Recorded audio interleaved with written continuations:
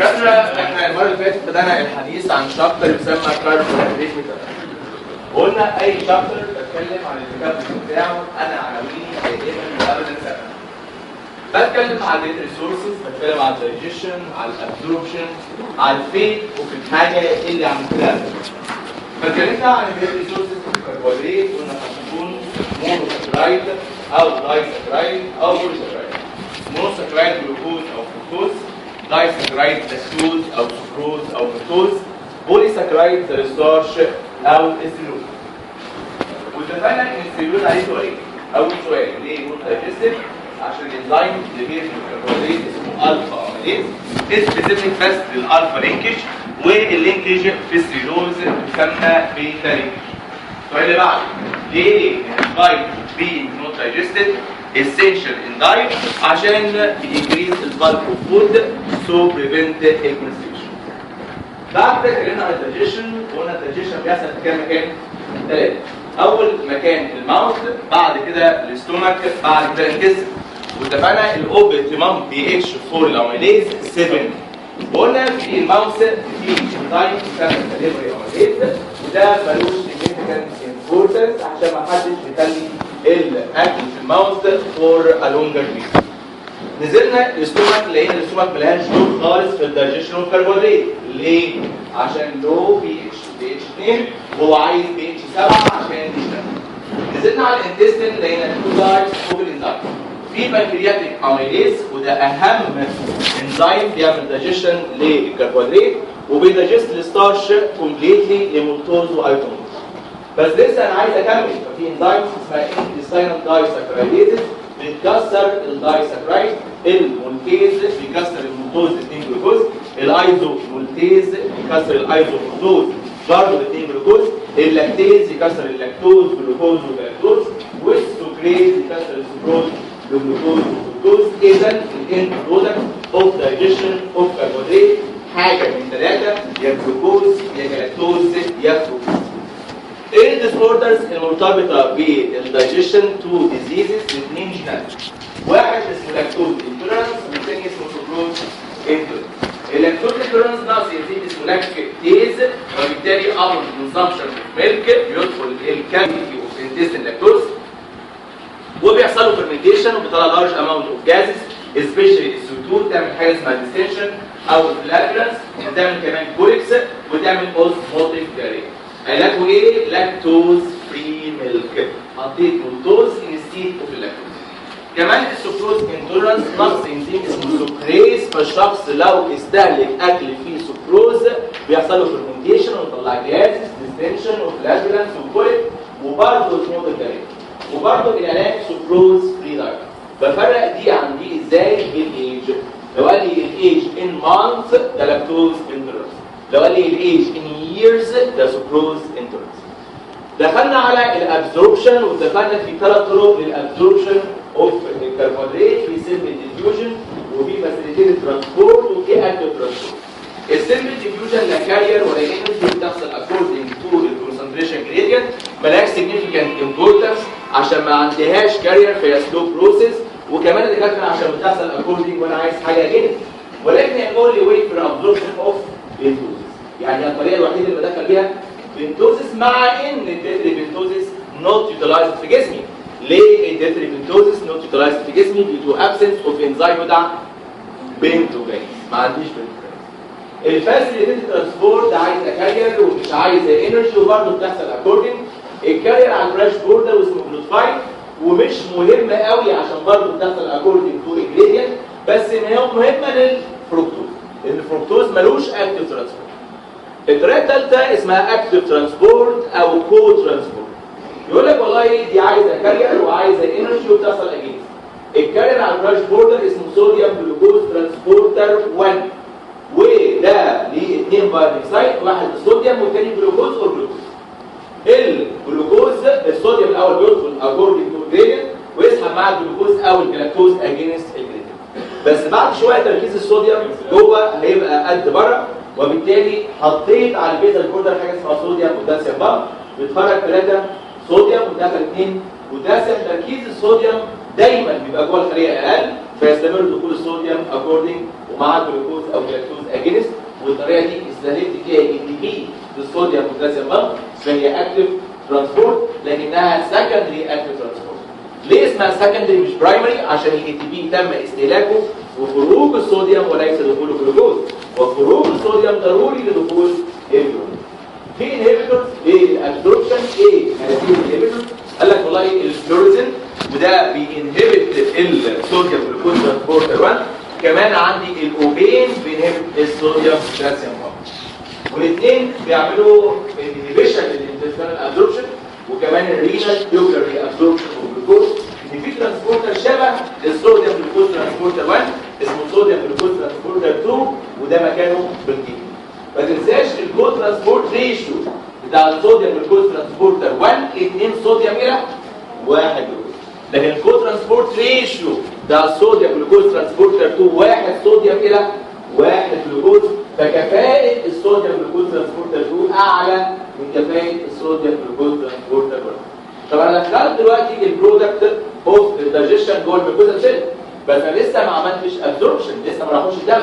عشان يروحوا الدم حطيت على البيزل بوردر جلوكوز ترانسبورتر 2 يعديهم في الفاسيليتيد ترانسبورت للدم، وصلوا الدم انا عملت ابزوربشن.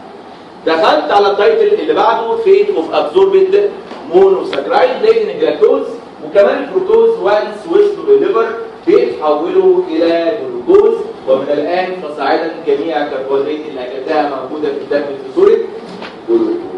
الفيت اوف ابزورب جلوكوز كالمعتاد يا دكاتره. اول فيت اب تيك باي التيشو. الابتيك اوف جلوكوز باي التيشو بيحصل اطار فيسيركل ولا فاسيليتيد ولا اكتف ترانسبورت؟ فاسيليتيد، لانها محتاجه كارير. الكارير اسمها جلوكوز ترانسبورتر، وعندي من انواع 1 و2 و3 و4 و5 والصوديوم جلوكوز ترانسبورتر 1 والصوديوم جلوكوز ترانسبورتر 2. جلوت 1 مكانه RBC، جلوت 2 مكانه كدني ليفر بانكرياس، جلوت 3 مكانه برين، جلوت 4 مكانه هارت ماسل اند بوزيشن بحروف كلمه جروب، وجلوت 5 انتستين بريشبورت، والصوديوم جلوكوز ترانسبورتر 1 انتستين بريشبورت، والصوديوم جلوكوز ترانسبورتر 2 موجود ميلي في الكدني، وعرفنا موضوع الجلوكوز ترانسبورت ريشيو بتاع كل واحد. طيب عندي بقى تو انهبيتورز مين؟ اول انهبيتور الموست رابيد جلوكوز ترانسبورتر اشمعنى؟ الموجود في ساينس وظيفتها ريجوليشن اوف بلاد جلوكوز، لازم تحسوا بسرعه بتغيير الجلوكوز. طب مين انسولين ديبندنت؟ فور موجود فين بقى؟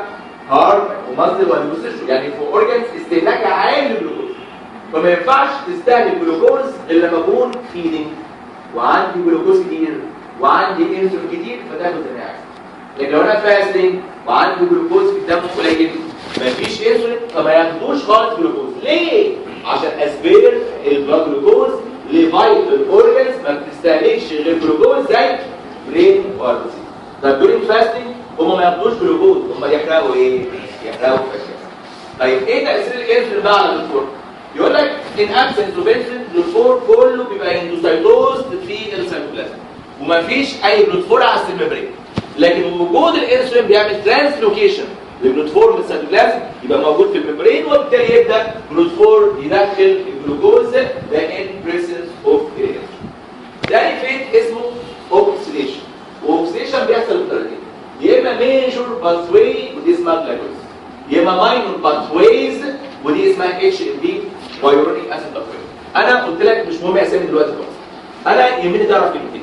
تعرف ان الميجور باثواي اللي اسمها جلايكوليسيس اللي بتحصل في اول سيلز والغرض برودكشن اوف انرجي، ولكن الماينور باثواي اللي اسمها اتش ام بي هايورونيك اسيد باثواي بتحصل في سم سيلز وليس فور برودكشن اوف انرجي. مهم قوي كلمتين وهشتغل فيهم مرات كتير قوي. طيب الفيت الثالث ايه؟ قال لك اسمه ستورج، وقلنا ان الجلوكوز بيتخزن بطريقتين، يا اما يتخزن في صوره جلايكوجين ده ليفر ومصل، يا اما يتخزن في صوره تاج ده ليفر وديوستيشن. واتفقنا ان الاورجن الوحيد اللي يقدر يخزن الجلوكوز في الصورتين هو الليفر. طب عملت ستورج ولسه كتير يبقى كونفرجن تو انذر سبستنس، قد تكون هذه السبستنس كربوهيدرات وقد تكون نوت كربوهيدرات. كربوهيدرات زي الجلاكتوز عشان الاكتيفيتي مهم، فركتوز عشان السيمين، جلوكرونيك اسيد عشان الجاز والديتوكسيفيكيشن، امينو شوجر عشان الجاز والجاز، او قد تكون نون كربوهيدرات اسيتايل كو ايه عشان الكريبس، او جليسرول سيفوسفيت عشان اعمل تاج، او ممكن نون اسينشال امينو اسيد. واتفقنا في 4 نون اسينشال امينو اسيد بيصنعوا من الجلوكوز: سيرين، الانين، اسبارتيك، جلوتين. لو عملت كل ده ولسه الجلوكوز عالي في الدم يا دكتور، بالتالي تضطر تعمل حاجه اسمها ايه؟ اكسكريشن. ولو حبيت اكسكريت جلوكوز من جسمي بينزل فين؟ في اليورين. نورمالي فيسيولوجيكالي في جلوكوز في لا، ده الجلوكوز بيحصل له حاجه اسمها كومبليت ري ابزوربشن في الفيرست هاف اوف ذا بروكسيمال كونفوليوتد تيبيول unless it exceeds الرينال ثريشولد. يعني عدى الرينال ثريشولد. ايه تعريف الرينال ثريشولد؟ ده ماكسيمم كاباسيتي اوف ذا كدني تو ريابزورب جلوكوز، ودي بتحصل عن تركيز 180 مللي جرام بير ديسيليتر. اقل من 180 ولا نقطه جلوكوز تنزل في اليورين، اعلى من 180 يبدا الجلوكوز ينزل في اليورين. هذا ما تحدثنا عنه في المره السابقه. باقي شابتر الكربوهيدرات هو ديسكشن للتايتلز بتاع الفيت. التايتلز بتاع الفيت كان تايتل اسمه ابتيك باي فيشن، ده خلاص خلصناه. التايتل الثاني اسمه اوكسيديشن، ميجر باثوي اسمها جلايكوليسيس، وراها ماينور باثوي اتش ام بي يورونيك اسيد باثوي ندرسه. بعد كده ستورج، اعمل جلايكوجين ادرسه، اعمل تاني ادرس ازاي بعمل تاني. وكمان بعد كده كونفرجن تو انذر سبستانس، جلاكتوز اشوف ازاي الجلوكوز يبقى جلاكتوز، فركتوز اشوف ازاي الجلوكوز يبقى فركتوز، واكسكريشن يورين اشوف ازاي يحصل اكسكريشن للجلوكوز في اليورين، وازاي يحصل حاجه اسمها جلوكوزوريا. باقي الشابتر كله لو انت واعي انا بدسكاس الفيت ده بالتفصيل. يبقى باقي كربوهيدرات ميتابوليزم انا بتكلم عن الفيت بتاع الجلوكوز في جسمي، بيحصل له ايه؟ بيحصل له اوكسيديشن، اشوف ازاي وادرس كل واحده فيهم بالتفصيل وبالفورم. بيتخزن اشوفه بيتخزن ازاي وادرس الباثوي دي واشوف مشاكلها ايه. بينزل يورين اشوفه بينزل ازاي واشوف يعني ايه جلوكوزوريا. طب بيتحول لجلاكتوز اشوف ازاي؟ بيتحول اشوف ازاي. يبقى كل باقي الشابتر هو ديسكشن للفيت. احنا خلصنا اول فيت اللي اسمه ابتيك باي تيشوز، معلوش تفاصيل اكتر من اللي قلناها. فندخل في تاني فيت واسمه اوكسيديشن. لقيت الاوكسيديشن نوعين، في حاجه اسمها ميجور باثوي اسمها جلايكوليسيس، وحاجه اسمها ماينور باثويز اتش ام بي وايورونيك اسيد باثوي. فهنبدا بالميجور باثوي اللي اسمها جلايكوليسيس، ننتهي نشوف اللي بعدها. فعشان كده النهارده موضوعي هو واحد من اهم مواضيع البايوكيمستري على الاطلاق، وواحد من اهم واكثر المواضيع اللي بتسال اورال، وبالتالي نتكلم مع بعض عن الباثوي اللي اسمها جلايكوليسيس. انا قلت لك الحصه اللي فاتت هنت صغيره كده، قلت لك الاصح كنت اسميها جلوكولايسيس ولا الاصح اسميها جلايكوليسيس؟ هو لو عايز اقول انا بكسر الجلوكوز كنت قلت جلوكولايسيس، ده الاصح يعني. لكن انا ليه قلت جلايك وليس جلوك؟ لان وانا باكسد الجلوكوز كاني باكسد اي كربوهيدرات اكلته، لان اي كربوهيدرات اكلته فاينلي يتحول ايه؟ لجلوكوز. فانا باكسد الجلوكوز بالجلايكوليسيس كاني باكسد فركتوز اكلته، كاني باكسد جلاكتوز اكلته. فاكسده الجلوكوز اكسده لاي كربوهيدرات، وعشان كده سميتها جلايك وليس جلوك. ده فقط الاسم. انا متفق معاكم من ايام البايو انرجيتيك، من ايام التيسي سايكل، ان اي باثوي او اي سايكل هنتكلم عنها لازم اوصفها في كام جمله؟ 5 جمل: ديفينيشن وسايت وستيبس وامبورتنس وريجوليشن. مره كمان احفظوا معايا 5 هم ايه؟ ديفينيشن وسايت وستيبس وامبورتنس وريجوليشن. مره ثالثه كام نقطه؟ 5 هم ايه؟ ديفينيشن وسايت وستيبس وامبورتنس وريجوليشن. نطبق الكلام ده على الجلايكوليسيس، وبس مش هنطبقه على الجلايكوليسيس ده على اي باثوي او اي سايكل من اول المنهج لاخر المنهج. مع بعض يلا نشوف ايه الديفينيشن اوف جلايكوليسيس. بص بقى معايا، انا البايوكيمستري سناتي باثويز كتير والديفينيشنز كتير والديزيز كتير وكلام كتير، كله يدخل في بعضه في الاخر. انا عشان الكلام ده ما يدخلش في بعضه لازم امشي استنباط. وانا من ساعه ما بدات معاك انا بحفظ كود الرولز واستنباط عشان حتى لو انت مش مذاكر تعرف ايه هو. انا دلوقتي عايز اديفاين كلمه اسمها جلايكوليسيس. استنبا يا جماعه. اي كلمه هعمل لها ديفينيشن اخرها جينيسيس هبدا اعرفها اقول سينثيسيس. واي كلمه هعمل لها ديفينيشن اخرها لايسيس هعرفها واقول ريكاونت. ده استنبا. يبقى اي كلمه اخرها جينيسيس هبدا التعريف بكلمه سينثيسيس. واي كلمه اخرها لايسيس هبدا التعريف واقول ايه؟ بريك داون. فور اكزامبل لما اقول جلايكوجينيسيس يبقى سينثيسيس اوف جلايكوجينوليسيس بريك داون اوف جلايكوجين. ده التعريف. يبقى اي كلمه اخرها جينيسيس هعرف اقول سينثيسيس. اي كلمه اخرها لايسيس هعرف اقول بريك داون. طب جلايكوليسيس يبقى اقول سينثيسيس ولا بريك داون؟ اوف جلوكوز. يبقى التعريف اوف جلايكوليسيس هقول بريك داون او طبعا ينفع اوكسيديشن الاثنين صح؟ بريك داون اوف جلوكوز. انتوا بقى انتوا ايه؟ قال لك 2 موليكيولز اوف بايروفيت. بس ده بيحصل in presence of oxygen وده معناه aerobically. or 2 molecules of lactate وده بيحصل in absence of oxygen او anaerobically. قول معايا واحفظ التعريف. وساعات كتيره قوي قوي قوي اول سؤال ليك في اورال سنه ثانيه ديفاين جلايكوليسيس. 90% من الناس اللي بتمتحن اورال بتبدا معاك بالجلايكوليسيس. ديفاين جلايكوليسيس.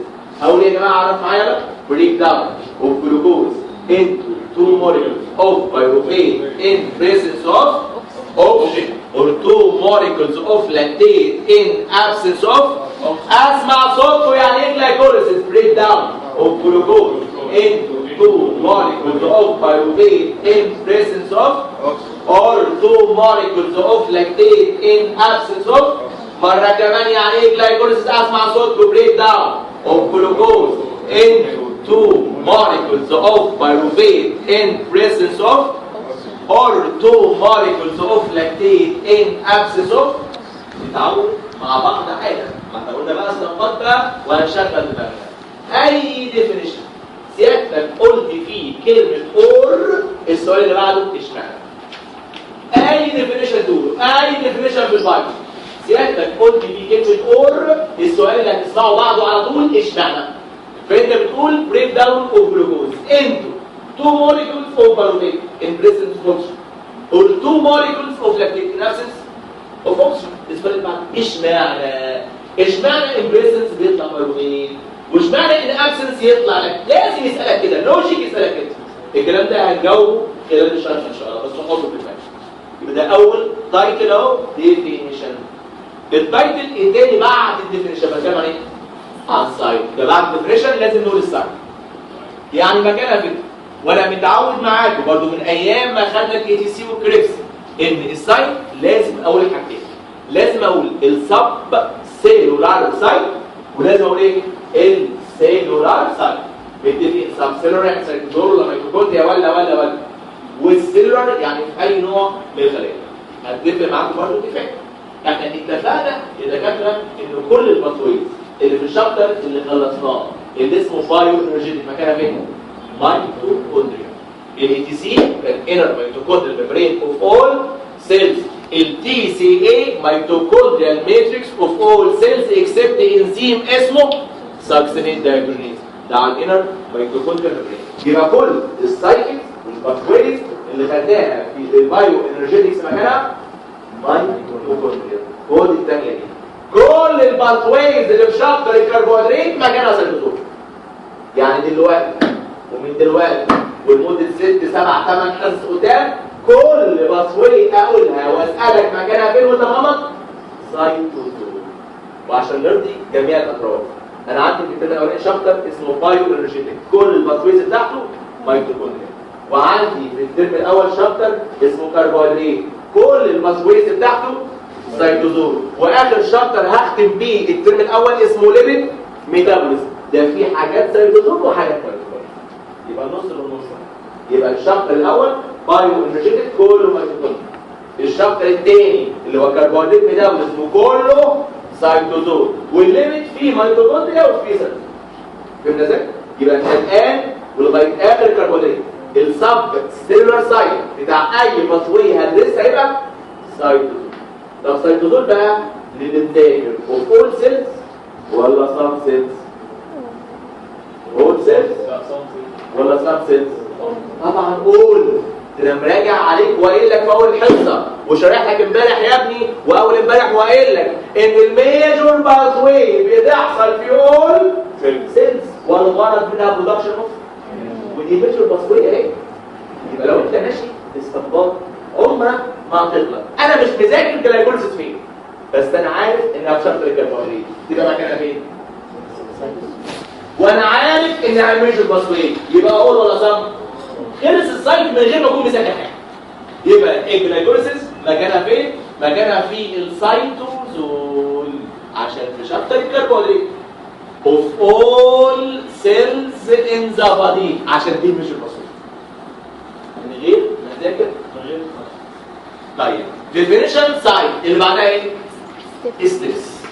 الستيبس كبيره قوي قوي قوي قوي، ده خطوات كتير، وعشان هي خطوات كتير رحت قسمتها الى 2 phases.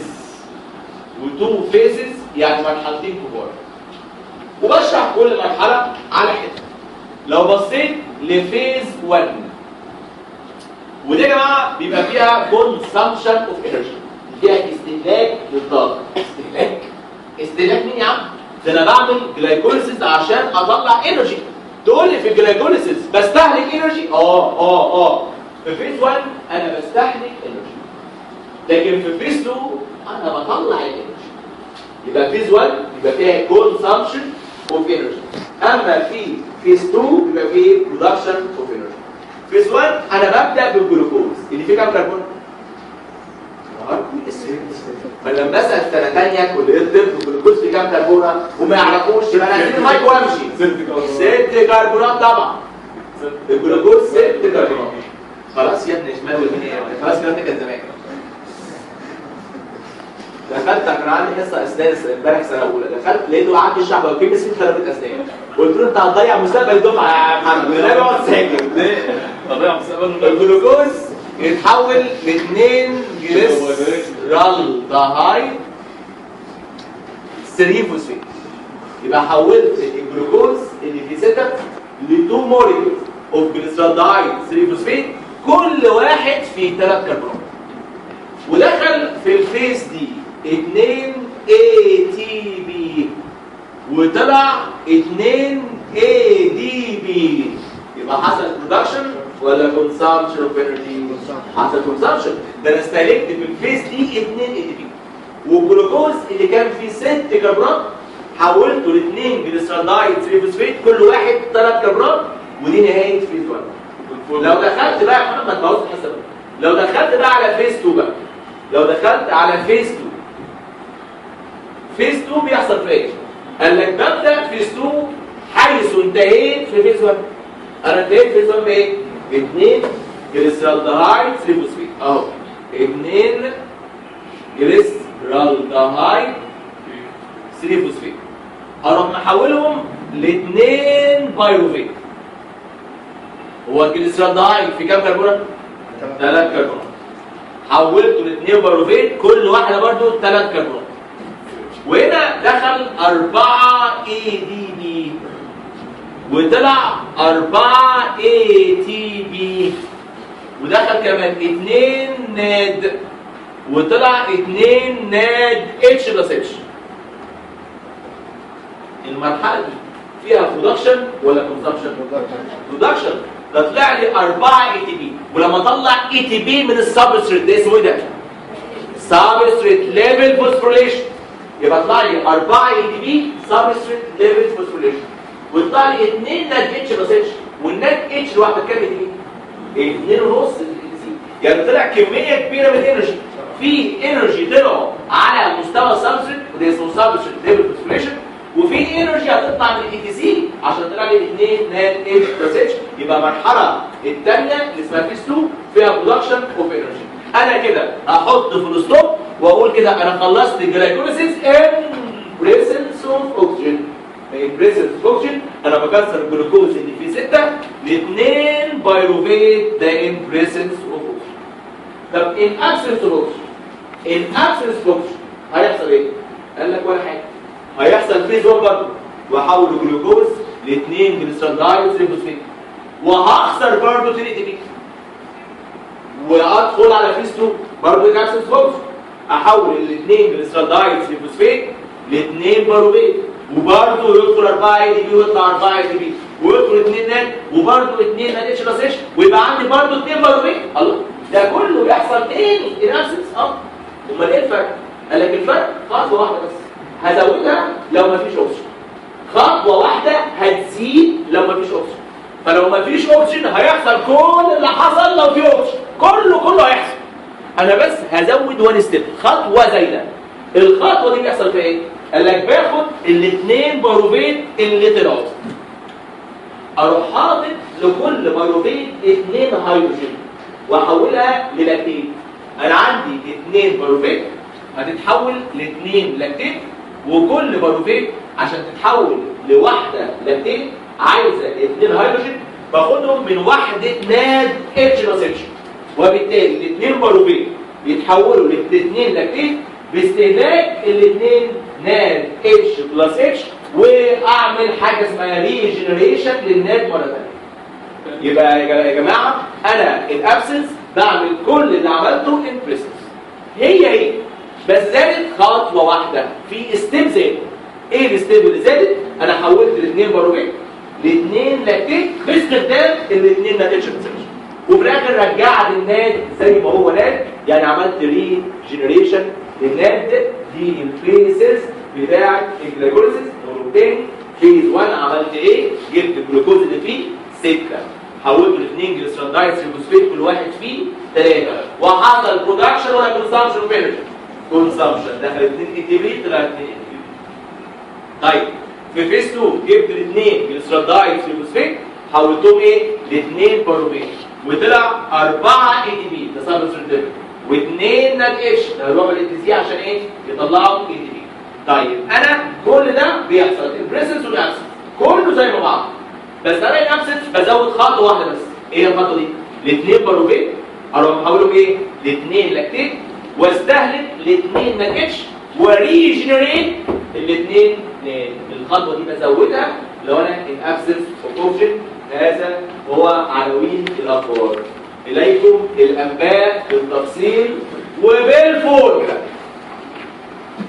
وسيادتك بالفورمولا بني ادم محترم وبتفهم، ومن غير فورمولا سيادتك حفيظ ودحيح ومش بتفهم.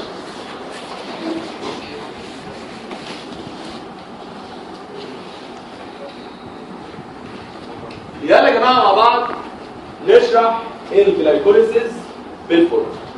انا عايز اقول حاجه قلتها قبل كده ومصمم عليها وهصمم عليها لغايه اخر مره. اي باثوي بالفورمولا سيادتك لو بدات اول خطوه صح كل الباثوي بتاعتك صح، ولو بدات غلط كله هيبقى غلط. الكلام ده قلته لما شرحت الكلير سايكل بالفورمولا، وده لو سيادتك رسمت الستايل كويس صح ومثال واساس صح وشبكتهم مع بعض وعملت ستريت صح كل اللي جاي سهل. بقى اللي جاي تشيل ميه تحط ميه تشيل ايه تشيل CO2 كلام سهل. انت بتعمل اللي انت عملته وبتحط باقي المراكب في نفس الكلام في الجلوكوز. انت لو رسمت الجلوكوز صح وبدات صح كل السايكل دي يبقى هي اول خطوه اعملها صح، والباقي انت عارف بقى اشيل فوسفيت احط فوسفيت وهكذا حاجات سهله قوي. فعشان نبدا الجلوكوز صح لازم نرسم الجلوكوز صح. هرسم الجلوكوز ازاي؟ الجلوكوز الدكاتره بيترسم بثلاث ارباع. المعلومه الاولى انه هيكسوز، يعني كم كربون؟ يعني 3 4 5. المعلومه الثانيه انه الدوز، يبقى الكربونه الاولى الدايد سي دبل بوند او اتش، والاخيره برايمري الكول سي اتش 2 او اتش.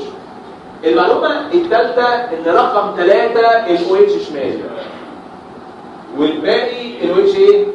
يمين. واحط اتشابه يا معلم. يبقى رسمت اهو جلوكوز، رسمت جلوكوز صح، السايكل كلها هتمشي مع صح. طيب الجلوكوز ده هعمل فيه ايه؟ قال لك والله الجلايكوليسيس خطوات كتير، كل خطوات الجلايكوليسيس ريفرسبل اكسبت 3 خطوات. كل خطوات الجلايكوليسيس ريفرسبل اكسبت ايه؟ 3. الثلاثه عباره عن كاينيزس. الثلاثه ايه؟ كاينيزس.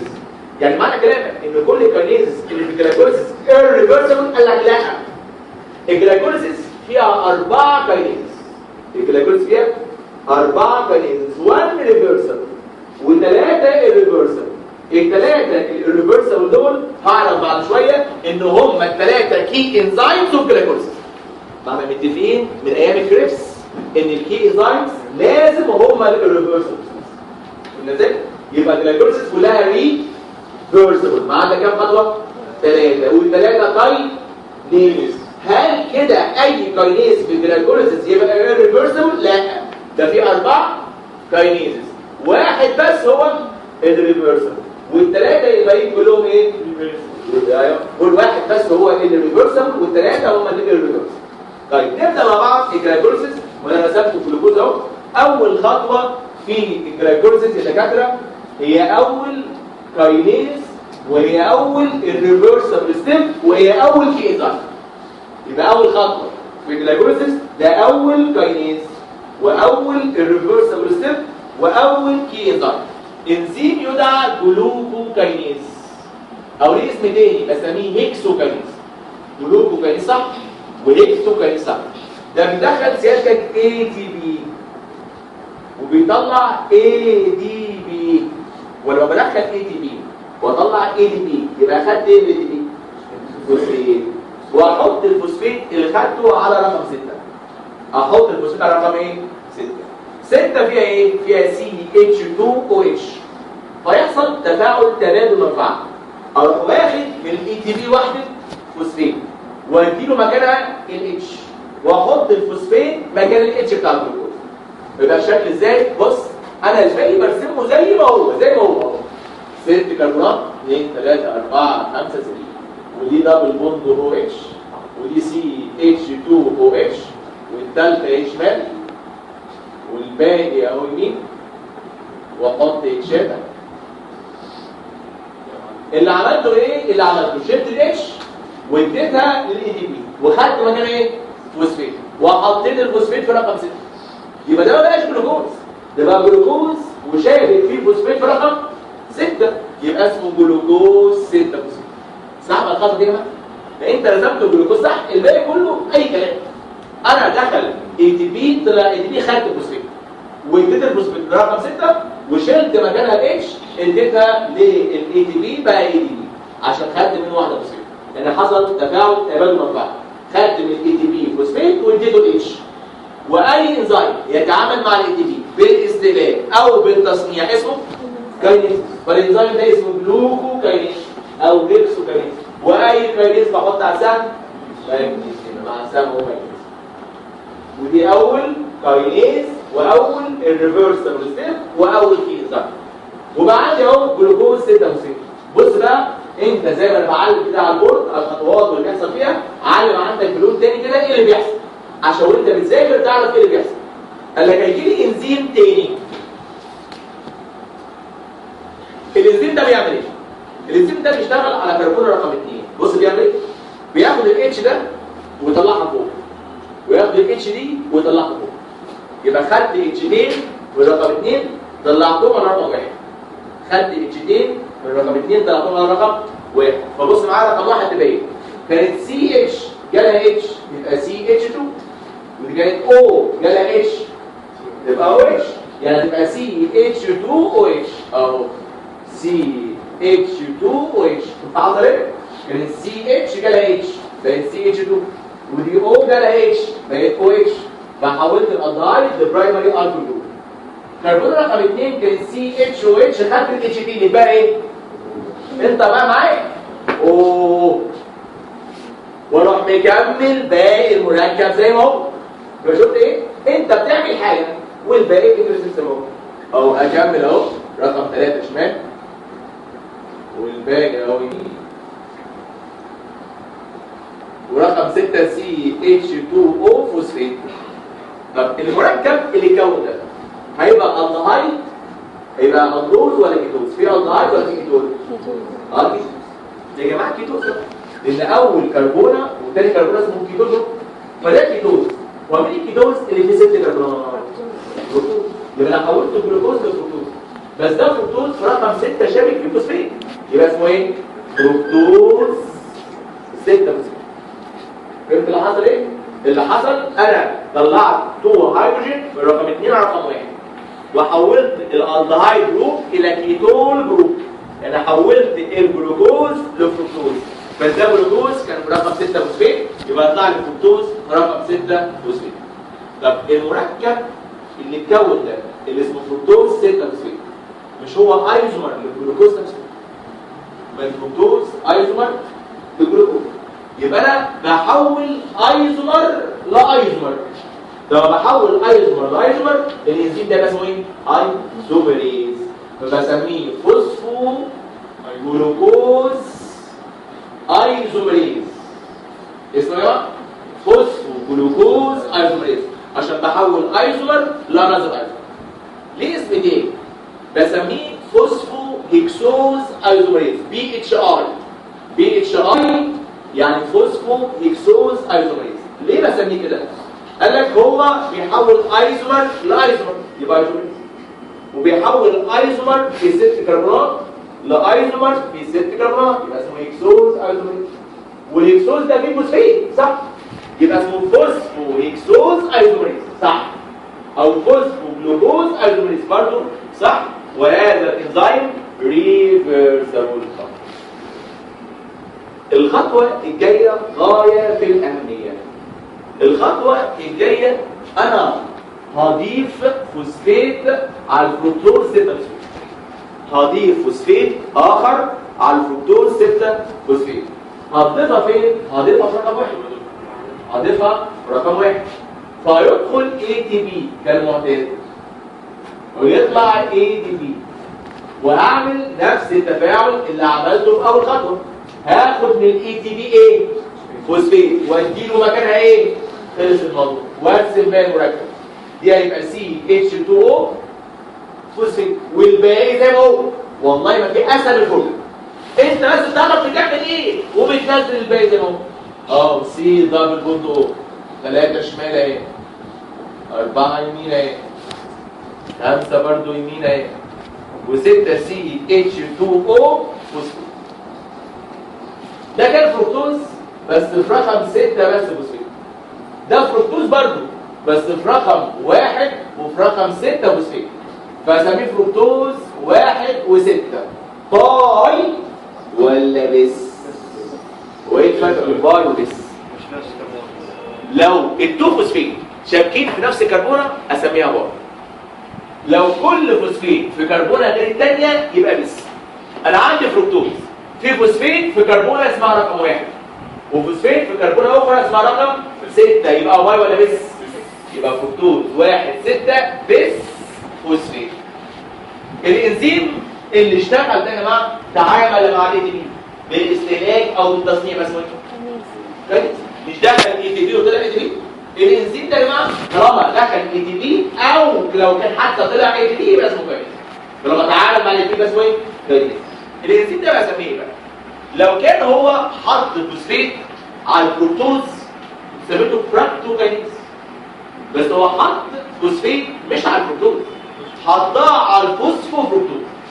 حط فوسفيت على ايه؟ على الفوسفوفركتوز، وبالتالي يبقى اسمه فوسفوفراكتوكاينيز. اسمه ايه؟ فوسفوفراكتوكاينيز. ما خلي بالك لو انا كنت حطيت فوسفيت على الفركتوز على طول يبقى اسمه فراكتوكاينيز، لكن انا حطيت فوسفيت على الفوسفوفركتوز يبقى اسمه ايه؟ فوسفوفراكتوكاينيز. وحطيت الفوسفيت دي في رقم 1 يا يوسف ولا في رقم 6؟ في 1 يبقى اسمه فوسفوفراكتوكاينيز 1. ليه 1؟ عشان في 1 بيحط فوسفيت في ارقام ثانيه. يبقى اسمه فوسفوفراكتوكاينيز 1. فوسفوفراكتوكاينيز عشان حطيت فوسفيت على الفوسفوفركتوز، 1 عشان حطيتها في رقم 1 يبقى اسمه فوسفوفراكتوكاينيز 1. واي كاينيز احط على اسمها ايه؟ ماجنيزيوم. وده تاني كاينيز وتاني الريفرسبل ستيب وتاني كي انزيم في جلايكوليسيس. طب جميل قوي. وعملت سيادتك اهو فركتوز 1,6 بسفوسفيت. عدلي كده يا خالد الفركتوز 1,6 بسفوسفيت ده في كام كربون؟ 6. وكام فوسفيت؟ 2. في 6 كربونات وفي 2 فوسفيت. اروح اقسمه نصين. ولما هقسمه اسم الحق. مش هو 6 كربونات و2 فوسفيت. اروح اقسمه مركبين بس اسم ايه؟ الحق. فيطلع لي كل مركب كام كربونه؟ 3. وكام فوسفيت؟ 1. بص بقى هسيبه ازاي؟ ما انت لازم تعرف ايه اللي بيحصل. هاجي في النص بالظبط عند كربونه رقم 4 اهي. بص اعمل ايه؟ الاتش دي اللي في الاو اتش بتاع رقم 4 هطلعها على الكربونه اللي فوقيها. هطلع اتش من الاو اتش بتاع 4 على الكربونه اللي فوقيها واروح راسم المركبين. بص بقى شكل ازاي. دي سي اتش 2 او فوسفيت والثانيه سي دبل بوند او. بص بقى دي جايه سي او اتش اتش جالها اتش تبقى ايه؟ سي اتش 2 او اتش. بص معايا كانت ايه؟ سي او اتش اتش وجالها كمان جالها دي ايه؟ سي او اتش اتش وجالها اتش هتبقى سي اتش 2 او اتش صح؟ والمركب الثاني اهو بص دي كانت سي او اتش اتش خدت منها اتش تبقى سي دبل بوند او اتش. معايا مش معايا؟ طيب واكمل الباقي اهو سي او اتش اتش وسي اتش 2 او فوسفيت. يبقى قسمت اهو اسم الحق. تاني بص معايا. بص الكربونه رقم 4 مش هي سي او اتش اتش؟ خدت اتش من الاو اتش دي طلعتها فوق. بص اهو اقسم اهو. الاتش طلعت فين؟ فوق. فاروح مكمل بقى النص اللي فوق ارسمه بقى سي اتش 2 او فوسفيت اهي. سي دبل بوند او اهي. دي سي اتش جالها اتش تبقى سي اتش 2 وادي الاو اتش. والنص اللي تحت بقى دي كانت سي او اتش اتش خدت منها اتش بقت سي او اتش. وكمل اللي تحت. المركب اللي اتكون ده اسمه ايه؟ قال لك المركب اللي اتكون ده اللي اسمه سي دبل بوند او اتش ده الدوز صح؟ وفيه 3 كربونات. ومن الالدوز اللي فيه 3 جليسرالدهايد بس شابك فيه فوسفيت في رقم 3 يبقى اسمه جليسرالدهايد 3 فوسفيت. لو بصيت على المركب اللي فوق ده لو شلت الفوسفيت دي وحطيت مكانها اتش هيبقى كيتوز صح؟ كيتوز فيه 3 كربونات. ومين الكيتو تريوز اللي فيه 3؟ داي هيدروكسي اسيتون بس ده فيه فوسفيت فيبقى داي هيدروكسي اسيتون فوسفيت او اللي اسمه ذهب. اشمعنى يا جماعه الداي هيدروكسي اسيتون ما قلتش رقم الفوسفيت لكن الجليسرالدهايد قلت رقم الفوسفيت؟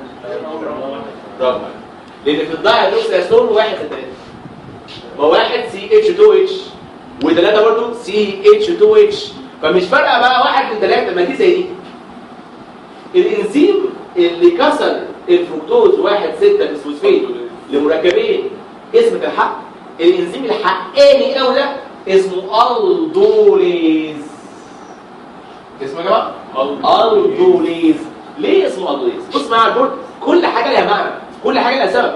اصل هو فصل جروب اسمها الدهايد اهي عن جروب اسمها الكول والالكول يعني اول فهو الدوليز عشان فصل الدهايد جروب عن الكول جروب وقسم المركب نصين فاسمه الدوليز لانه فصل الدهايد عن الكول.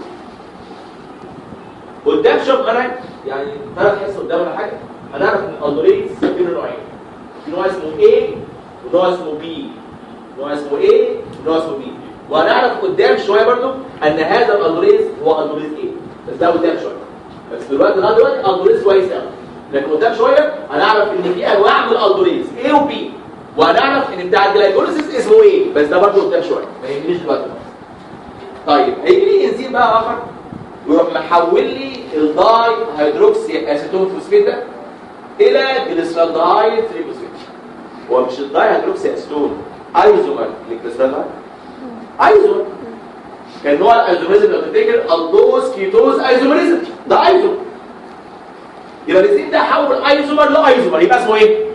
ايزوميزم. حول ايزومر في 3 لايزومر في، يبقى ترايوز ايزوميزم. والترايوز ده فيه فوسفيت، يبقى اسمه ايه؟ فوسفو ترايوز ايزوميزم. يبقى الانزيم ده يا جماعه اسمه ايه؟ فوسفو ترايوز ايزوميزم، عشان احول ايزومر في 3 كربونات وفوسفيت لانذر ايزومر في 3 كربونات برضو وفوسفيت، يبقى اسمه فوسفو ترايوز ايزوميز. اللي صاحي واللي واعي واللي فاهم انا بكده بقى عندي كام جليسرالدهايد تريفوسفيت؟ 2. واحد اللي طلع من الاساس والتاني حولت الذهب الى جليسرالدهايد تريفوسفيت فبقى عندي 2. واحد اللي طلع وواحد جه من تحويل الذهب لجليسرالدهايد تريفوسفيت، كده بقى عندي 2 جليسرالدهايد تريفوسفيت. ودي نهايه فيز 1 اللي حولت فيها الجلوكوز اللي فيه 6 كربونات ل2 جليسرالدهايد تريفوسفيت، كل واحد فيه 3. وخسرت كام اي تي بي؟ كام اي تي بي؟ 2. واحد خسرته في الخطوه اللي اسمها جلوكوكانيز او هيكسوكانيز، والتاني خسرته في الخطوه اللي اسمها بي اف كي 1 فوسفوفراكتوكانيز 1. يبقى دي نهايه فيز 1. حولت الجلوكوز ل2 جليسرالدهايد تريفوسفيت وخسرت 2 اي تي بي. نبدأ فيز 2. نبدأ فيز 2. ولو قلت لك في فيز 2 كل خطوة تايمز 2 يبقى صح ولا غلط؟ في فيز 2 كل خطوة مضروبة في 2 صح ولا غلط؟ طب ليه صح؟ لأن عندي 2 جليسرالدهايد تريفوسفيت، كل جليسرالدهايد تريفوسفيت يمشي في السكة اللي سامعها شوية، كل واحد يمشي في السكة دي، وأنا عندي 2 يبقى كل خطوة في فيز 2 تايمز 2. كل خطوة في فيز 2 مضروبة في 2. ليه؟ عشان عندي 2 جليسرالدهايد تريفوسفيت. عمل ايه؟ حولت دي الذهب لجليسرالدهايد تريفوسفيت. فوصلنا لمين؟ لذهب وجليسرالدهايد تريفوسفيت. بقى عندي 1 و1. الذهب ده بالايزوميريز اتحول لانذر موليكول اوف جليسرالدهايد تريفوسفيت، فبقى عندي 2 جليسرالدهايد تريفوسفيت. فهمت ازاي؟ نبدا في 2 بقى. وفي 2 كل خطوه تايمز 2 قديمه. اول خطوه في فيز 2 قديمه. اول خطوه في فيز 2 خدناها. اول خطوه في فيز 2 بجيب الجليسرالدهايد تريفوسفيت بانزيم اسمه جليسرالدهايد تريفوسفيت دهيدروجينيز، يدخل بي اي ويدخل ناد ويطلع ناد اتش بلس اتش ويديني 1 3 بس فوسفوجليسريت. خدناها في سابستريت ليفل فوسفوريشن. يبقى الانزيم اهو اسمه جليسرالدهايد 3 فوسفيت ديهيدروجينيز، وده ريفرسبل وهيديني 1 3 بس فوسفوجليسريت.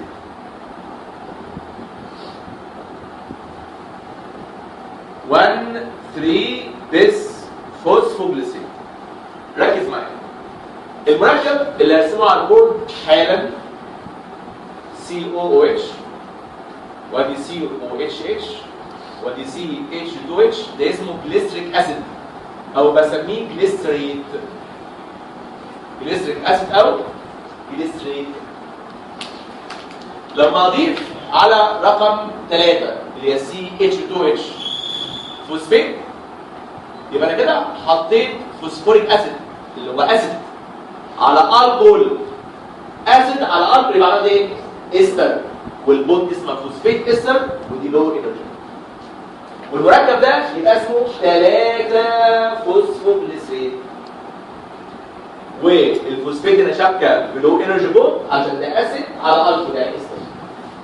لكن لو جيت في رقم 1 اللي هي كربوكسيل وحطيت عليها فوسفيت، يبقى انا حطيت على الكربوكسيل فوسفيت، على الكربوكسيل فوسفيت، يبقى دي بوند اسمها كربوكسيل فوسفيت بوند. دي اول اهو. وكده الجليسريت بقى شابك فيه 2 فوسفيت. كده الجليسريت بقى شابك فيه 2 فوسفيت. واحده برقم واحد والثانيه برقم، يبقى 1 و3 باي ولا بس فوسفوجليسيد. ليه 1 و3 بس فوسفوجليسيد؟ لان الفوسفيت شبكه كربونه اسمها 1 وفوسفيت شبكه كربونه ثانيه اسمها 3، يبقى بس مش باي. فالمركب ده اسمه 1 و3 بس فوسفوجليسيد، وفي واحده لو انرجي بوند اسمها فوسفيت استر. يبقى في 2 فوسفيت، واحده شبكه بلو اسمها فوسفيت استر، وواحده شبكه هاي اسمها كربوكسيل استر. المركب ده او بسطايق هو بالظبط المركب ده اهو 1 3 بيس فوسفوجليسيد. ما لسه. طب عايز اعرف التفاعل ده حصل في ايه؟ بص معايا، انا دخل ناد صح وطلع ناد اتش بلس اتش، دخل ناد وطلع ناد اتش بلس اتش. الهيدروجين جبتها منين؟ قال لك والله الاتش دي واحده بس الاتش الثانيه الله اعلم ما اعرفش. ده مش بس كده، ده دي كانت سي او صح؟ بقت سي او يعني في او جت زياده اهي. الاو الثانيه منين؟ الله اعلم. يعني في او وفي اتش انا مش عارف جم منين. مره كمان انا دلوقتي الجليسالدايد في الفوسفيت اهو سي دبل بوند او اتش سي او اتش اتش سي اتش 2 او فوسفيت. الكربونتين دول زي ما هم ما فيهمش لعب خالص اهو زينا زي اللعب كله في اول كربون. ايه اللعب اللي حصل؟ اللعب انا شلت 2 هيدروجين على النات منين؟ ادي اتش والثانيه ما اعرفش منين، وكمان دي اللي اتبقى منها بقى سي او. بصيت هنا لقيت سي او يعني ده او جت منين؟ يبقى الاتش الثانيه منين والاو دي جت منين؟ ده سؤالي. امال ايه يعني؟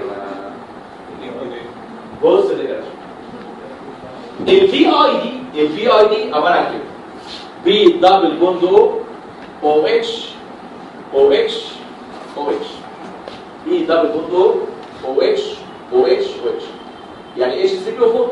عشان البي اي دي تشبك في اي حاجه لازم اشيل منها او اتش. عشان البي اي تشبك في اي حاجه لازم اشيل منها او اتش. ادي او وادي اتش. فهمت ازاي؟ يبقى الاو تدخل على السي او يبقى سي او والاتش مع الاتش دي يخرجوا على الناد از ناد اتش بلس اتش. فلو سالك الرياكشن ده منين الاو ومنين الاتش؟ من البي اي. الاو والاتش من البي اي. ما البي اي دي يعني بي دبل بوند او اتش او اتش او اتش. فلو حبيت اشبكها في اي حاجه بشيل منها او اتش استخدمت الاو واستخدمت الاتش. وصلت؟ وكون مركب اهو اسمه 1 3 بيس فوسفوجليسيد. ده ولا لو؟ هاي ولا لو؟ فوسفيت ولا سلفر؟ والله احنا لسه مجاوب الكلام ده. ده اللي قايل فوسفيت. نوع الفوسفيت ايه؟ كربوكسيل فوسفيت. يبقى ده هاي انرجي نوع فوسفيت نوع كربوكسيل فوسفيت.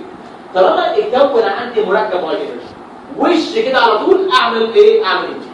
لما اتكون عندي مركب فيه هاي انرجي بوند يبقى ممكن اعمل اي دي بي. ولما عملت اي دي بي من السبستريت ومن غير اي دي سي ده اسمه ايه ده؟ سبستريت ليفل فوسفوريليشن. نشوف ازاي يا جماعه. يقول لك ال1 3 بي بي جي ده اروح مدخل اي دي بي ومطلع اي تي بي واخد الفوسفيت اللي في واحد ولا اللي في ثلاثه؟ والله لو حد قال ثلاثه طلعت ثلاثه. اللي في ثلاثه دي لو ما تعملش كده، لكن اللي في واحد دي هاي بتعمل ايه؟ طيب انا عندي جليسرين في فوسفيت في واحد وفي ثلاثه. انا خدت اللي في واحد يتبقى يا راجل بتكون 3 فوسفوجليسرين اهو سي او او اتش سي او اتش اتش سي اتش 2 او فوسفيت وده هسميه 3 فوسفوجليسرين. ايه اللي حصل في التفاعل؟ اللي حصل هنا عكس اللي حصل في اول خطوه. اللي حصل في اول خطوه انا خدت من اي دي بي فوسفيت واديته اتش. انا هنا هدي الاي دي بي فوسفيت واخد منه اتش. العكس يا جماعه، ما انا بديت الاي دي بي خدت منه اتش وحطيت على السي او او بقت سي او او اتش واديت الاي دي بي مكان الاتش.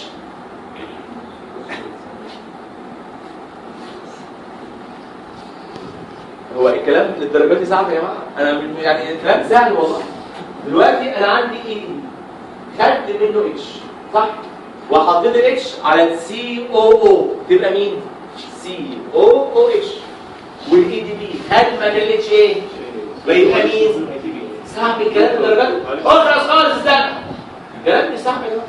طيب واي انزيم يتعامل مع الاي دي بي بالاستهلاك او بالتصنيع اسمه ايه؟ فالانزيم اسمه فوسفو جليسريت كاينيز. واي كاينيز احط على السهم ايه؟ مغنيسيوم. وهذا الكاينيز هو الاونلي ريفرسبل كاينيز في الجلايكوليسيس. فلما يسالك مين هو الريفرسبل كاينيز؟ الاونلي ريفرسبل كاينيز في الجلايكوليسيس فوسفو جليسريت كاينيز. انا خدت قاعده اصحى يا عمر بتقول اللي يتعامل مع الاي دي بي بالاستهلاك او بالتصنيع اسمه كاينيز. القاعده سليمه جدا جدا. لكن دايما يا جماعه دايما كده يخطر على الاذن ان كلمه كاينيز يعني بيضيف فوسفيت. دايما كده احنا متعلمين من السنه الاولى ان كلمه كاينيز يعني بيضيف فوسفيت. لكن لو بصيت هنا لقيت الفوسفوجليسيد كاينيز ده بيشيل فوسفيت. ده بيشيل فوسفيت من 1 3 بيس فوسفوجليسيد. ده كان فيه 2 فوسفيت شلت منه فوسفيت بقى فيه بس واحد فوسفيت. يبقى ازاي كاينيز وهو بيشيل فوسفيت؟ قال لك هذا الانزيم مسمى في الاتجاه العكسي. اتسمي في الاتجاه ايه؟ العكسي. يعني كانه ماشي كده. انا عندي 3 فوسفوجليسريت فاسم الانزيم فوسفوجليسريت كاينيز. فاكر هنا؟ فوسفوفراكتو كاينيز وبضيف فوسفيت على الفوسفوفركتوز فاسمه فوسفوفراكتو كاينيز. ده برضه بنسمي بس في الاتجاه العكسي كانه ماشي كده. هو اللي بيكسب فمفيش مشكله اسميه زي ما انا عايز. فسميته كانه ماشي كده فوسفوجليسريت كاينيز. يعني كانه الانزيم اللي بيضيف فوسفيت على الفوسفوجليسريت اسمه فوسفوجليسريت كاينيز. ده بنسمي في الاتجاه العكسي. وبقى عندي 3 فوسفوجليسريت. ده هاي ولا لو؟ لو طالما يعني مركب انتهيت بيه في السبستريت ليفل فوسفوريليشن يبقى لو، لان انا خدت منه الهاي اهو. مش خدت الهاي حطيت على اي دي بي وعملت اي دي بي يبقى المركب ده لو. الانزيم اللي جاي عيل، الانزيم اللي جاي بيلعب، الانزيم اللي جاي اي كلام. اي كلام ليه؟ قال لك والله يجي انزيم يبص على المركب المصادر ده يلاقي اسمه جليسريت وشابك فيه فوسفيت في رقم 3 فاسمه 3 فوسفوجليسريت. الانزيم ده يقول لا مش عاجبني. ليه يا عم العالي؟ قال مش عاجبني. انا هشيل الفوسفيت من رقم 3 واحطها في رقم 2. يا عم الحاج انت عملت ايه؟ انت يعني فتحت نوتس يعني؟ قال لك لا انا هشيلها من 3 واحطها في 2. خلاص براحتك يا اخي. فيشيل الفوسفيت من رقم 3 ويحطها في رقم 2. رقم 3 فيها فوسفيت ورقم 2 فيها اتش. يحصل تبادل منفعه والفوسفيت تطلع فوق والاتش تنزل تحت. في مشاكل في كده؟ في صعوبه في كده؟ اهو ادي سي او اتش ودي سي اتش او مكان الاتش فوسفيت ودي سي اتش 2 او مكان الفوسفيت اتش. ما حصلش حاجه معاه.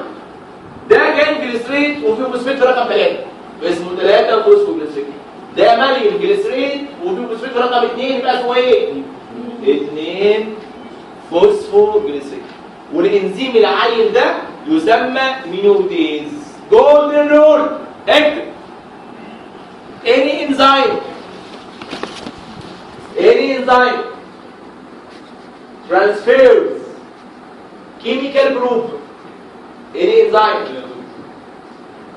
اكتب لك اكتب any enzyme transfers chemical group from atom to another atom in the same compound. Transfers chemical group from atom to another atom in the same compound. It's called mutation. Any enzyme transfers chemical group from atom to another atom in the same compound اسمه mutation. mutation على الكود على الكود. الانزيم ده نقل الفوسفيت من رقم 3 لرقم 2 في نفس الكومباوند يبقى اسمه ايه؟ ميونيز. مين شاطر وراجع شابتر الانزايم الله يحرقك وافضل لغايه اخر سنه بكره يجاوب. يقول لي الكلاس بتاع الميونيز، الكلاس بتاعه ايه؟ حد قرا كلاسز اوف انزايم؟ ترانسفيريز؟ لا مش ترانسفيريز، لا مش كده تغذية أظن؟ لا لا فقلنا الكلام ده زمان مش حاجه تغذيه معمول دماغك طبعا ما شرحتش هنا اقراه انت صغير ازاي؟ خلاص يا كده اشرحها لك بعد كده سمع. ايزوميريز لو عديت المركب ده كام كربون او كام او كام اتش وكام فوسفات زي ده بالظبط. فالميونيز ده نوع من الايزوميريز. المركب ده عايز المركب ده. امال حد فيكم قال ترانسفيريز؟ عارف ايه الفرق ما بين الترانسفيريز والميونيز؟ الترانسفيريز ده انزايم بترانسفير كيميكال كومباوند تو انذر كومباوند. ايه؟ تاني؟ محمد الغلط والله الغلط الحصه هقول كلمه لازم تقول بس انت بتضيع نفس الحصه ما تضيعش انت بتاعتك. فلو عندي انزايم بينقل كيميكال جروب من كومباوند لانذر كومباوند اسمه ايه؟ ترانسفيريز. زي الميثايل ترانسفيريز من مركب لمركب تاني، الامينو ترانسفيريز من مركب لمركب تاني. فلو بنقل كيميكال جروب من مركب لمركب تاني انا اسمه ايه؟ ترانسفيريز. لكن لو بنقل كيميكال جروب من اتوم لاتوم في السيم كومباوند انا اسمه ميونيز، والميونيز كلاس من الايزوميريز. ما علينا بقى عندي اهو مركب اسمه 2 فوسفوجليسريد. الاثنين فوسفوجليسريد عن طريق انزيم بيلعب في الاهلي عارفينه؟ اسمه ايه الانزيم ده؟ اينوليز. بيشيل ميه ومحتاج مغنيسيوم ويا رب ما يقولوا عشان خاطر يعني يقدموا على دماغهم. انهبيتد باي ايوه هي دي انهبيتد باي فلورايد. شال ميه منين؟ ده وظيفتك في الحياه. تعرف شال ميه منين؟ علم زي ما بعلم. ادي او اتش وادي اتش، ادي او اتش وادي اتش، واروح راسم بين المركب السي او اتش زي ما هي، وهنا سي او هاي انرجي بوند فوسفيت وادي سي اتش دي. بس كده ما ينفعش، كده ما ينفعش. ما ينفعش ليه؟ لو بصيت على السي او دي هلاقيها عامله 3 بوند، ادي بوند وبوند مع رو وبوند مع سي، ودي كمان عامله 3 بوند، بوند مع سي وبوند و2 بوند مع اتش. يبقى دي عامله 3 ودي عامله 3، والمفروض اي كربون تعمل كام بوند؟ 4. رحت عملت دبل بوند ماجنتيك. خلي بالك انا عندي مركب اسمه كده COOH COH دبل بوند CH2، وعندي مركب اسمه كده اس ده بره البيضه COH C دبل بوند O CH2. ايه المفاجاه؟ المركب ده اسمه بايروفيت، والمركب ده برضه اسمه بايروفيت. يا نهار اسود الاثنين بايروفيت بس المركب ده فيه كيتون جروب فيسمى كيتو بايروفيت. والمركب ده بص معايا ده فيه دبل بوند، ودبل بوند معناها كين، وفيه او اتش معناها الكول، فده بايروفيت بس ان نول فورم. ما ان عشان دبل بوند واول عشان الكول، يبقى دي بايروفيت كيتو فورم ودي بايروفيت اينول فورم. علاقه الاثنين مع بعض انهما ايزومرز. مين شاطر قوي قوي قوي قوي قوي يقول نوع الايزومرزم فانكشن في عينك. لا مش هقول بس لا مين يقول يعني ايه الكيتو اينول ده اسمه ايه في الاخر برضه؟ خدناها والله، خدناها في البيورين والفيتامين بيزس. يلا اهو وصلت اهي. تاوتوماريزم نوع الايزومريزم اسمه تاوتوماريزم. فاكر كان عندي يوراسيل كيتو فورم ويوراسيل اينول فورم، قلت لك ده نوع الايزومريزم تاوتوماريزم. فالبيروفيت كيتو فورم هو تاوتومر للبيروفيت اينول فورم. وعشان البيروفيت دي فيها اينول جروب اهي سميتها اينول بيروفيت. سميتها يا جماعه اينول بيروفيت. لو شلت اتش من الاو اتش اللي رقم 2 دي وحطيت فوسفيت هيبقى عندي اينول بايروفيت شابك فيها فوسفيت يبقى اسمها ايه؟ فوسفو اينول بايروفيت. والفوسفيت شابك رقم كام؟ 2 يبقى اسميها 2 فوسفو اينول بايروفيت. المركب ده هو ده لو حطيت مكان الفوسفيت اتش يبقى هو الناحيه الثانيه اينول بايروفيت. طيب في فوسفيت يبقى اسمه فوسفو اينول بايروفيت والفوسفيت في رقم 2 يبقى 2 فوسفو اينول بايروفيت او المدعو بي بي يعني 2 بي. سؤال يتبادر للاذهان وناس بتفكر فيه وهي قاعده بس مكتوبه تسال وناس بتسالني فيه بعد الحصه دايما هو ازاي من مركب كله لو انرجي كونت مركب هاي انرجي؟ ما انا بقرا افكار بالظبط اقدر اقرا افكاري واقدر اجاوبك على كل اسئلتك يعني لازم اجاوبك. اغنيك يا محمد تقول لك ايه يا محمد ولا كلام. بص يا جماعه انا هنا عملت هاي انرجي بوند اهو في ال 1 3 وهنا برضه نفس الكلام عملت هاي انرجي بوند. يعني الهاي انرجي بوند ازاي تتكون من مركب كله انرجي؟ بيحصل حاجه بقى اسمها ري ارينجمنت اوف بوندز. حاجه اسمها ري ارينجمنت اوف بوندز اعاده ترتيب البوندز. يعني مثلا لو بصيت المركب ده اللي اسمه 2 فوسفوجليسين انا مش حافظ بس بقول لك كده يعني فور اكزامبل لو البوند دي 3 كيلو كالوري ودي 3 ودي 4 ودي 5 فاهم؟ اعيد ترتيب المركب يبقى 2 و2 و2 و2 واللي كان 5 يبقى 8 فحصل ايه؟ هاي انرجي بوند. فدايما لما احب اكون هاي انرجي بوند بعيد ترتيب البوند مره ثانيه بدل كلهم هم لو انرجي اقلل فيهم قوي الخمسه تبقى 3 والثلاثه تبقى 2 مش عارف يبقى 1 وانا عند واحده معينه اللي عايزها اروح معليها فبدل ما هي هاي انرجي تبقى ايه؟ بدل ما هي لو انرجي تبقى هاي انرجي. فدايما انا ببني مركب هاي انرجي من مركب لو انرجي ازاي؟ عن طريق حاجه اسمها ري ارينجمنت اوف بوندز. مش مهمه طبعا قوي يعني في الاشياء. بقى عندي مركب اهو اسمه 2 فوسفوجليسين سوري اسمه 2 فوسفو اينوباروفيت. ال 2 فوسفو اينوباروفيت ده مركب هاي وده لما عندي مركب فيه هاي انرجي انا ممكن اعمل منه اي دي بي. ازاي؟ بص معايا اهو يدخل اي دي بي ويطلع اي تي بي. هعمل ازاي؟ نفس اللي عملته فوق هنا اهو. الاي دي بي هديله فوسفيت واخد مكان الفوسفيت هيدروجين يبقى هدي الاي دي بي فوسفيت واخد مكانه ايه؟ هيدروجين وارسم باقي مركب ادي سي او او اتش وادي سي او اتش دبل بوند سي اتش 2.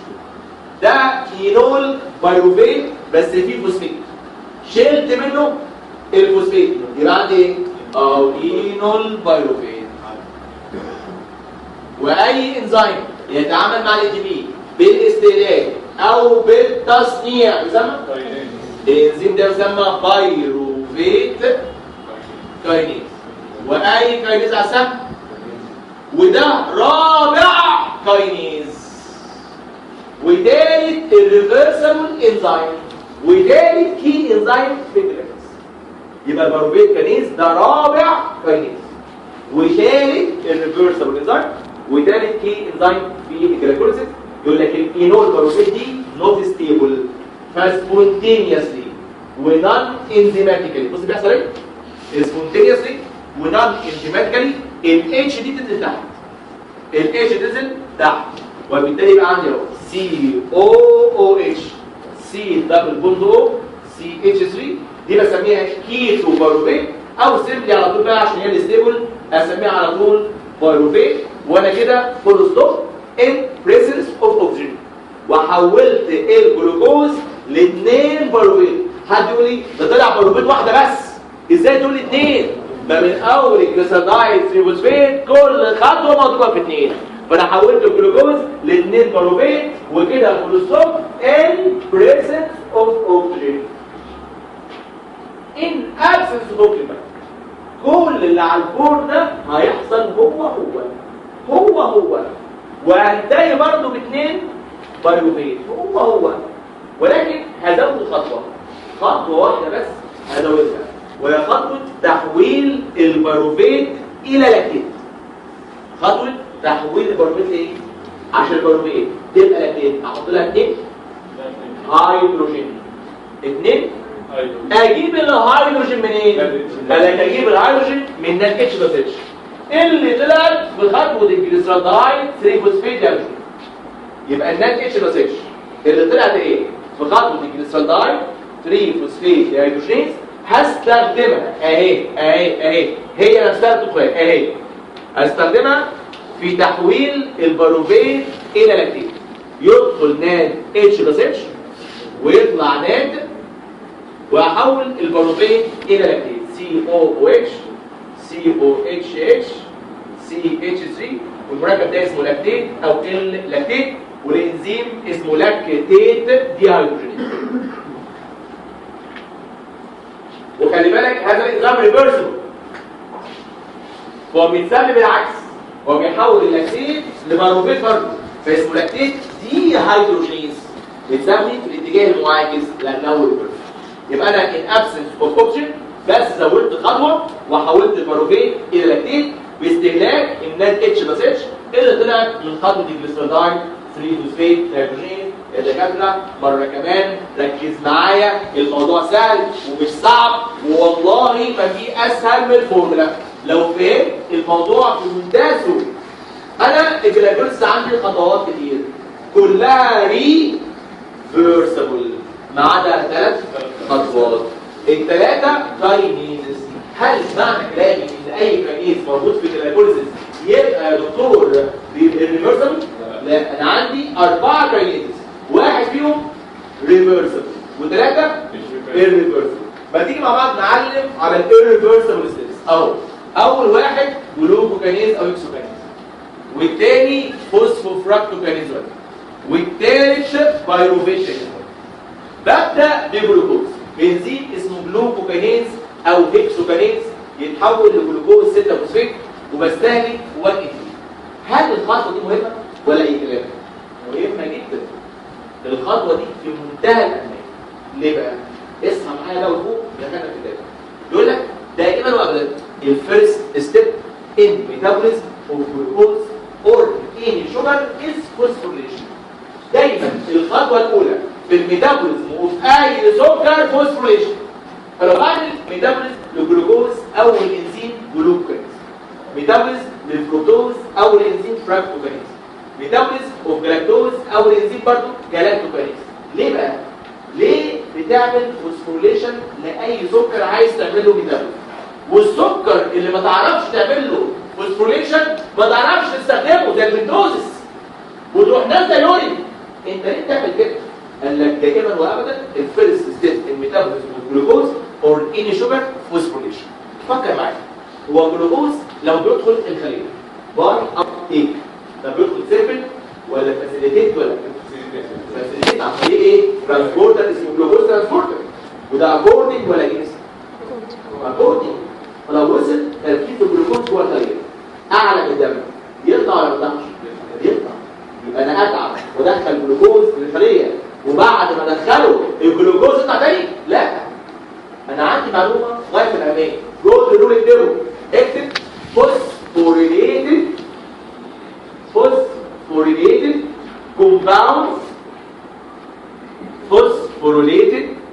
compounds cannot cross the cell membrane. اسمع، phosphorylated compounds يا بس لو هيحتاج cannot cross السيل ممبرين. اي مركب شابك فيه فوسفيت ما ينفعش يعدي السيل ممبرين. مين شاطر قوي قوي قوي وسمارت جدا وانتلكشوال على الاخر يقول ايه؟ لا. ليه المركب اللي فيه فوسفيت ما يعديش السيل ممبرين؟ يا سلام يا سلام، اسمك ايه يا ابني؟ متألق يا ابني. قالك يا ابني السيل ممبرين بتاع اي خليه اسمه فوسفوليبيد بايلير. فوسفو ايه؟ يعني ليبيد شابك فيه فوسفيت عليه الشارج ايه؟ نيجاتيف.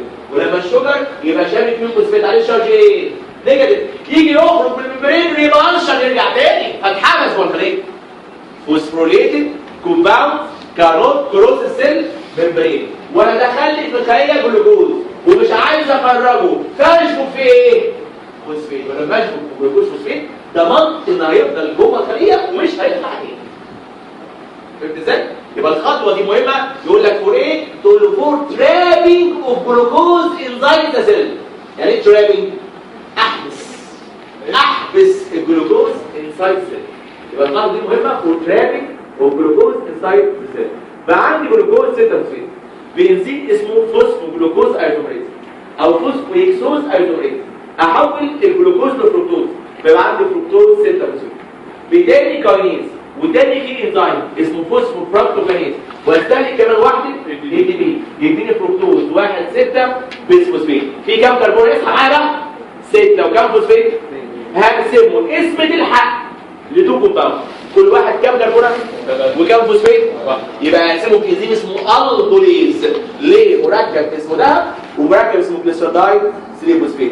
ويجي لي انزيم اسمه فوسفوتريوز ايزومريز يحول الذهب لجليسيريدايد 3 فوسفات. بقى عندي كام موليكول اوف جليسيريدايد 3 فوسفات؟ ودي نهايه فيز. واستفدت كام اي دي بي؟ اثنين، واحد في الجلوكوكاينيز والتاني في البي 51. وهبدا فيز 2 وكل خطوه في فيز 2 تايمز يجي لي جليسيريدايد 3 فوسفات يدخل بي اي ويدخل نات ويطلع من اتش بلس اتش بنزين اسمه جليسيريدايد 3 فوسفات ديهيدروجينيز 1 3 بيس فوسفوجليسيد. هاي ولا لو؟ هاي.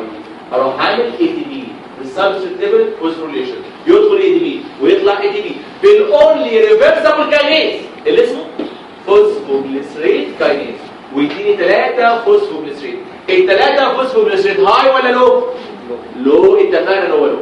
يجي انزيم بيلعب وبينقل الفوسفات من كربونه اسمها رقم 3 لكربونه اسمها رقم 2. الانزيم ده يسمى العلاج بتاعه ايزومريز ويديني 2 فوسفوجليسيد. بنزيم بيلعب في الاهلي اسمه بينوليز بيشيل ميه ومحتاج مغنيسيوم ونيرد باي فلورايد وليه ابلكيشن فلورايد هقول بعد شويه. ويديني مركب هاي انرجي اسمه بي يعني 2 بي. هاي ولا لو؟ هاي. اعمل اي تي بي. كونت مركب هاي اعمل اي تي بي. ادخل اي تي بي واطلع اي تي بي وده رابع كاينيز وثالث ريفرسبل انزيم وثالث كي انزيم اللي اسمه باروفيت كاينيز يديني اينول باروفيت. دي ستيبل ولا نوت ستيبل؟ نوت ستيبل. وعشان كده سبونتينيوسلي ونون انزيماتيكالي دون الحاجه لاي انزيم تتحول للستيبل فورم اللي اسمه كيتو باروفيت او بسميه باروفيت. هنا فول ستوب ان بريسنس اوف ان ابسنس. كل الكلام ده كله بيحصل هو بس ازود ايه؟ خطوه وهي تحويل البيروفيت الى لاكتيت باستهلاك النات اتش بلس اتش اللي طلع منين؟ من الجليسيريدايد 3 فوسفات ديهيدروجينيز وحولت البيروفيت الى لاكتيت وهنا فول ستوب ان ابسنس اوف. سؤال لو قلت ليوسف define glycolysis breakdown of glucose into two molecules of pyruvate in presence of or two molecules of lactate in absence of. يعني قلت ايه؟ or قلت ايه؟ وانت لما قلت دول لازم تقول لي اشمعنى؟ هو ليه in presence يطلع 2 pyruvate واشمعنى ان ابسنس يطلع 2 لاكتين؟ ركز معايا. هو ايه اللي يفرق في جسمي لو في اوكسجين عن لو ما كانش في اوكسجين؟ قال لك لو في اوكسجين سيادتك في حاجه اسمها اي تي سي. لو في اكسجين في حاجه اسمها ايه؟ اي تي سي الكترون ترانسبورت تشين. والنات اتش بلس اتش اللي طالعه من الجليسيريدايد 3 فوسفات ديهيدروجينيز تروح على الالكترون ترانسبورت تشين طلع 2.5 اي تي بي وترجع نات. ترجع ايه؟ النات تروح داخله ماشيه في الجليسيريدايد 3 فوسفات ديهيدروجينيز مره كده. يبقى انا لو عندي اوكسجين انا ما عنديش مشاكل لان النات اتش بتروح الاي تي سي تطلع 2.5 اي تي بي وترجع ايه؟ نات. ان ابسنس اوف اوكسجين عندك اي تي سي؟ عندك اي تي سي؟ لا ما عنديش اي تي سي. وبالتالي النات اتش بلس اتش ينفع ترجع نات في الاي تي سي؟ لا. يبقى النات اتش هتفضل زي ما هي نات اتش وكل شويه النات اتش زي والنات دي ال النات اتش زي والنات دي ال عشان اي تي سي واقفه. بعد شويه مش هتلاقي عندك اي نات خالص خالص. طب تمشي جلايكوليسيس ازاي؟ ده الجلايكوليسيس كده هتقف والجلايكوليسيس ما ينفعش تقف. الجلايكوليسيس هي الباسواي الوحيده اللي ما ينفعش تقف ولازم تشتغل تحت اي ظرف. ما معنى كلامك؟ لو ما فيش اوكسجين ما فيش اي دي سي النات اتش تفضل نات اتش والنات تبقى قليله والجلايكوليسيس تقف. قال لك عشان الجلايكوليسيس ما توقفش ربنا زود خطوه في الجلايكوليسيس وهي خطوه تحويل البيروفيت الى لاكتيت باستهلاك مين؟ النات اتش. وبعمل ريجنريشن لمين؟ النات دي اروح واخدها وماشي بيها الجلايكوليسيس مره كمان. وبالتالي الجلايكوليسيس هتشتغل وتمشي حتى ان ابسنس اوف اوكسجين. بس زودت خطوه البيروفيت حولتها للاكتيت واستهلكت النات اتش ورجعت النات مره اخرى فامشي الانزيم اللي اسمه جليسرالدايد 3 فوسفيت ديهيدروجينيز.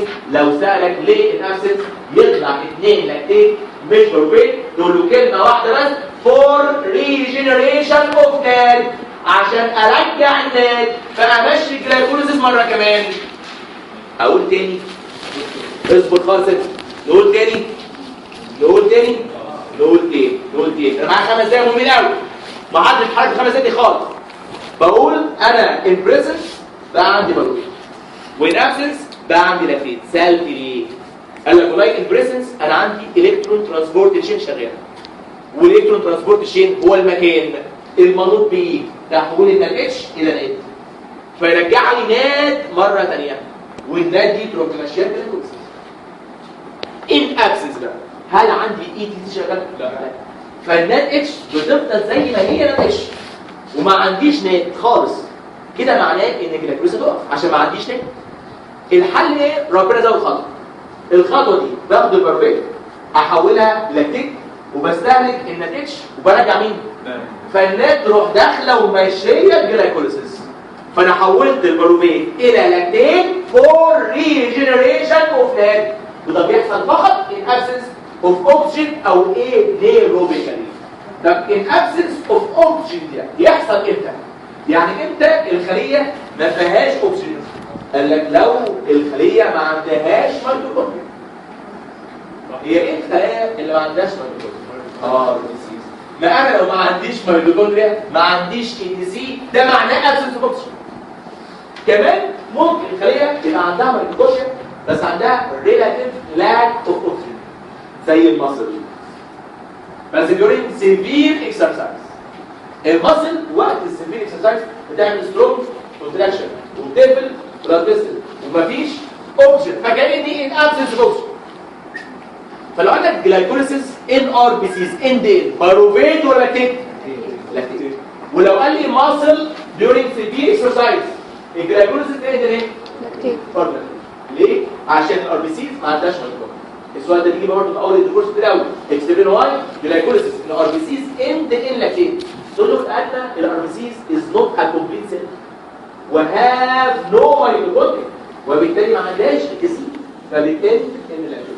والمصل عشان وقت اكسرسايز ما فيش اوكسجين وبالتالي عشان ما فيش اوكسجين ما فيش اي سي فبرضه بالتالي اللاكتيت. يبقى اللاكتيت بتطلع في الار بي سيز ودورين سيفير اكسرسايز. طب انا عايز احسب بقى الجلايكوليسيس دي بتطلع يا ترى كام اي؟ عشان احسب الجلايكوليسيس بتطلع كام اي عايز احسب حاجتين. عايز احسب in presence of oxygen يطلع ايه وكمان in absence of oxygen يطلع ايه. وكل مره احسب ال AGV loss واحسب كمان ال ATP gain. يا علا احسبي معايا ال ATP loss. هو انا خسرت كام ATP في الجلايكوليسيس؟ عد معايا. واحد في الانزيم اسمه ايه؟ جلوكوكاينيز. وكمان واحد في الانزيم اللي اسمه ايه؟ فوسفوراكتوكاينيز. يبقى ال ATP loss 2.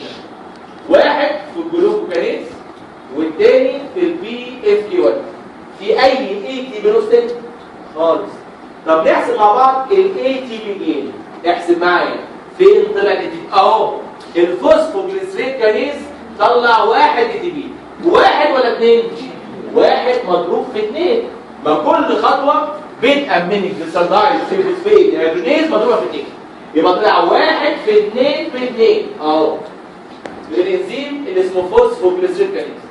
امشي معايا تاني اهو طلع 1 ATP من الباروفيت كاينيز. واحد ولا 2؟ واحد مضروب في 2 يعني 2 من الباروبيكاريز. هل في الجلايكوليسيس طلع فات اتش؟ طلع؟ لا. طب هل طلع نات اتش بلس اتش؟ منين؟ اهو من الجليسرالدايد 3 فوسفيت هيدروجينيز. واحده ولا 2؟ واحده مضروبه في 2 في 2 يبقى 2 نات اتش بلس اتش اهو. وكل نات اتش بلس اتش في الاي تي سي طلع كام جنيه؟ 2 ونص. وانا عندي 2 نات اتش ب5. احسب معايا بقى التوتال جين. 2 و2 يعني 4. الاربعه دول اسمهم سابس الليفل و5 من الاي تي سي يبقى كام؟ التوتال جين كام؟ 9. والتوتال لوس كام؟ 2. 9 ناقص 2 بكام؟ 7. يبقى جلايكوليسيس ان بريسنس اوف اوكسجين تطلع 7 جنيه. طب احسب معايا الجلايكوليسيس ان ابسنس اوف اوكسجين بتطلع كام؟ برضه احسب اللوس واحسب الجين. اللوس هيتغير هو 2 اي تي بي من الجلوكوكانيز ومن الفوسفوفراكتوكانيز. طيب الجين هل السبستنس ده اتغير؟ هو هيطلع 1 في 2 ب 2 من الفوسفوجليسيريد وبرده 1 في 2 ب 2 من الباروفيت كانيز. مش هتغير السبستنس ليفل هم.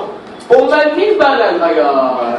الريليشن مش هحسب معايا النات اتش لان انا الابسنس والابسنس بستهلك النات اتش اللي بيطلع بتحويل الباروفيت لاكتين فمش هحسب النات اتش بلس اتش. يعني التوتال جين كام؟ 4 والتوتال لوس كام؟ 2 و4 ناقص 2 ب2 يبقى جلايكوليسيس ان ابسنس اوف اوكسجين كام يجي بيه؟ فلو قلت جلايكوليسيس ان ار ديزيز. طب لو قلت جلايكوليسيس ان ماسل دورينج سيفير اكسرسايز ولازم تقول كلمتين غير كمان. Glycolysis is the only pathway that can function independent of ETC. الباثوي الوحيده اللي ممكن تشتغل من غير ETC هي جلايكوليسيس. اي باثوي بيطلع انرجي محتاج ETC. الجريبس محتاج ETC. وبعد شويه الفاتي اسيد اوكسيديشن محتاج ETC. لان الجريبس وكمان الفاتي اسيد اوكسيديشن بيطلعوا فات اتش 2 ونات اتش بلس اتش والاثنين محتاجين ETC عشان يرجعوا بريزنس. الوحيده اللي مش محتاجه ETC هي الجلايكوليسيس لان ربنا زود فيها خطوه بديله بحول بيها النات اتش لنات. فالاونلي باثواي ذات كان فانكشن independent of ETC هي glycolysis. وهي only source of energy to the body in absence of oxygen. In absence of oxygen الباثواي الوحيده اللي تطلع انرجي هي glycolysis. اخر حاجه سؤال لو قلت لك glycolysis in presence of oxygen تطلع كام دي؟ كام دي؟ 7. لو قلت لك ممكن تطلع اقل